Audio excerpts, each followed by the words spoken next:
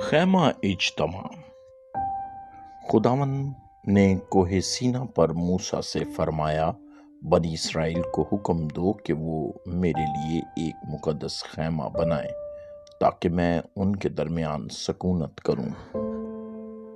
وہ میرے خیمے اور اس کے تمام سامان کو، یعنی اس کے اندر اور باہر کی ہر چیز کو، بالکل اس نمونے کے مطابق بنائیں جو میں تجھے دکھاؤں گا۔ بنی اسرائیل نے فروغ دلی سے عطیات پیش کیے اور ماہر کاریگروں نے خداوند کی ان ہدایات کے مطابق جو اس نے موسیٰ کو دی تھی خیمہ تعمیر کیا۔ انہوں نے مقدس خیمے کے گرد ایک کشادہ صحن بنایا جس کے چاروں طرف تقریباً 5 میٹر اونچی باڑ تھی۔ یہ باڑ کانسی کے ستونوں کے درمیان موٹے پردے لٹکا کر بنائی گئی تھی۔ اس باڑ کا ایک ہی دروازہ تھا۔ دروازے کے اندر انہوں نے ایک قربان گاہ بنائی جس پر قربانی کے جانور جلائے جاتے تھے۔ یہ قربان گاہ لکڑی کی بنائی گئی تھی اور اس پر کانسی چڑھایا گیا تھا۔ ہر صبح اور شام کاہن ایک جانور قربان کرتے اور اس کے جسم کو قربان گاہ پر جلا دیتے تھے۔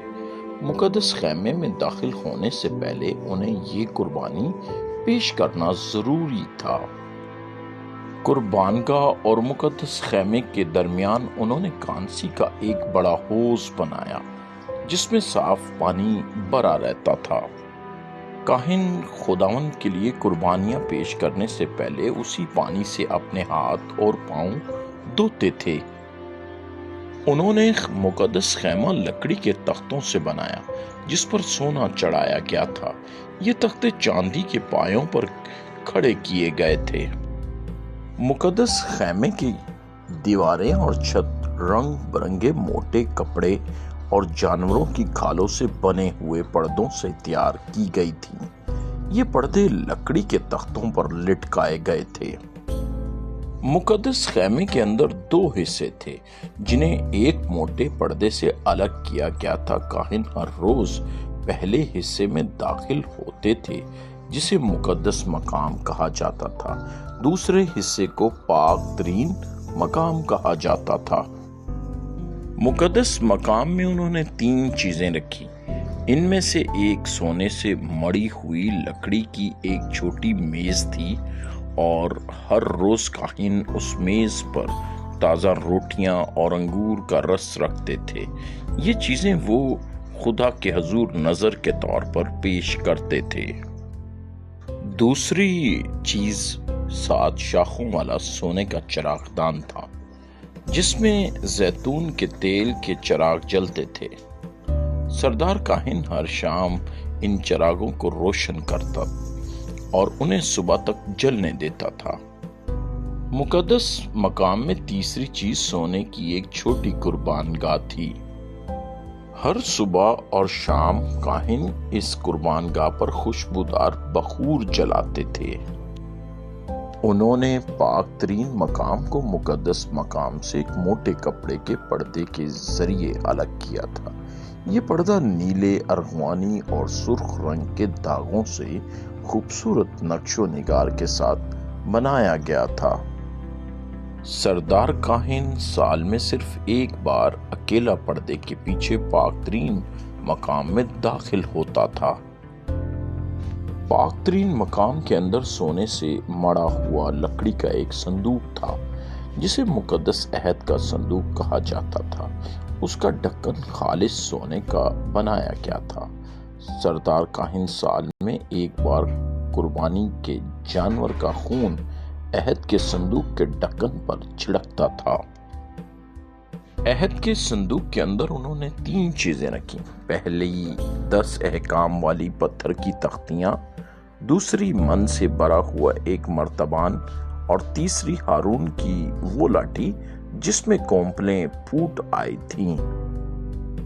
انہوں نے خالص سونے سے کروبیوں کی صورت کے 2 مجسمے بنائے اور انہیں عہد کے صندوق کے ڈھکن کے دونوں سروں پر نصب کیا۔ خدا نے موسیٰ سے فرمایا، میں عہد کے صندوق کے ڈھکن کے اوپر ان 2 کروبیوں کے درمیان تجھ سے ملاقات کروں گا۔ وہیں سے میں تجھے وہ سب احکام دوں گا جو تجھے بنی اسرائیل کو ان کی زندگی گزارنے کے لیے سکھانے ہیں۔ مقدس خیمے کے تمام سامان پر دھات کے کڑے لگے ہوئے تھے۔ جب بھی خدا بنی اسرائیل کا پڑاؤ تبدیل کرنے کا حکم دیتا تو کاہن ان کڑوں میں بانس یا لکڑی کے ڈنڈے ڈالتے تاکہ وہ اس سامان کو ہاتھ لگائے بغیر اٹھا کر لے جا سکیں۔ کاہن خیمے کے تمام پردے، دیواریں اور تختے بھی اتار لیتے، انہیں طے کر کے دوسری جگہ لے جاتے اور وہاں دوبارہ مقدس خیمہ اسی ترتیب سے کھڑا کر دیتے تھے۔ اسی طرح خداوند اپنے لوگوں کے درمیان سکونت کرتا تھا۔ خداوند اپنے لوگوں کو جہاں کہیں بھی لے جاتا وہاں ہمیشہ ایک خاص جگہ ہوتی تھی جہاں وہ کاہنوں کے درمیان اپنے لوگوں سے ملاقات کرتا تھا۔ خیمہ اجتماع صرف ایک خیمہ نہیں تھا بلکہ خدا کی حضوری کی علامت تھا۔ خدا نے اپنے لوگوں کے درمیان رہنے کے لیے اسے قائم کیا تاکہ وہ اس کی عبادت کریں، اس کی پاکیزگی کو جانیں اور اس کے ساتھ رفاقت رکھیں۔ آج اگرچہ خیمہ اجتماع موجود نہیں، لیکن خداوند یسوع مسیح کے وسیلہ سے ہمارے لیے خدا کی حضوری کا راستہ کھل گیا ہے۔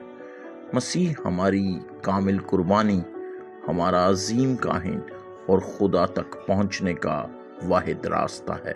آئیے ہم بھی پاک زندگی گزاریں، خدا کی حضوری میں چلیں اور ہر روز اس کی عبادت کریں، کیونکہ خدا آج بھی اپنے لوگوں کے درمیان رہنا چاہتا ہے۔